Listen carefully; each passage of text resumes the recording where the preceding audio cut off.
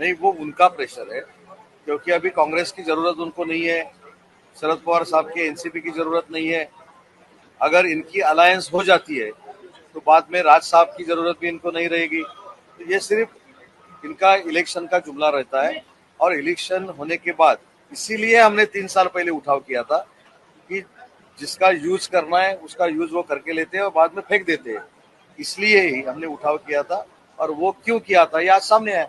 अगर उसमें भ्रष्टाचार हो गया है, अनियमितता है, तो उसकी जांच की जाएगी और उसके ऊपर कार्रवाई होगी।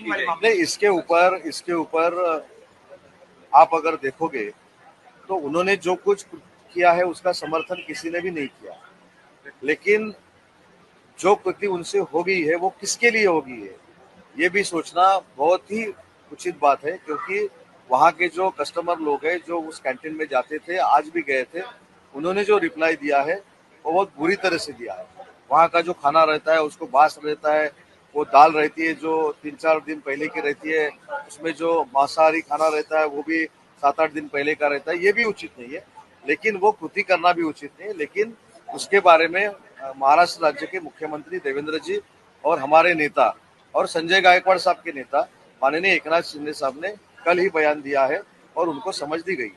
जो कृति उन्होंने की है उसका समर्थन कोई भी नहीं करता, लेकिन आगे जाके ये थोड़ा सोचना चाहिए कि अगर वो जो दाल थी, वो जो मांसाहारी खाना था, वो किसने अगर खा लेते और उसमें से बीजबाजा हो जाती तो क्या करते। इसलिए उनका कोई समर्थन नहीं कर रहा है। उनके बारे में जो कुछ कहना था वो मुख्यमंत्री महोदय ने भी कहा है और उप मुख्यमंत्री महोदय ने भी कहा है। जो सीएम साहब ने कल सभागृह में होगा बोले हैं उसी तरह से होगा। लेकिन मैंने ये बोला कि ये जो इंसिडेंट कल हुआ था उसका भी थोड़ा क्यों हुआ ये सोचना चाहिए, क्योंकि उसमें जो खाना था वो बहुत ही गंदा था। अगर वो कोई भी खा जाता तो उसको मेरे ख्याल से हॉस्पिटल में एडमिट करना पड़ता है। तो उन्होंने जो कृति की है उसका समर्थन कोई नहीं कर रहा है, वो नहीं होनी चाहिए थे। उसके लिए उनको समझ भी माननीय मुख्यमंत्री महोदय ने और उप मुख्यमंत्री महोदय ने दिया।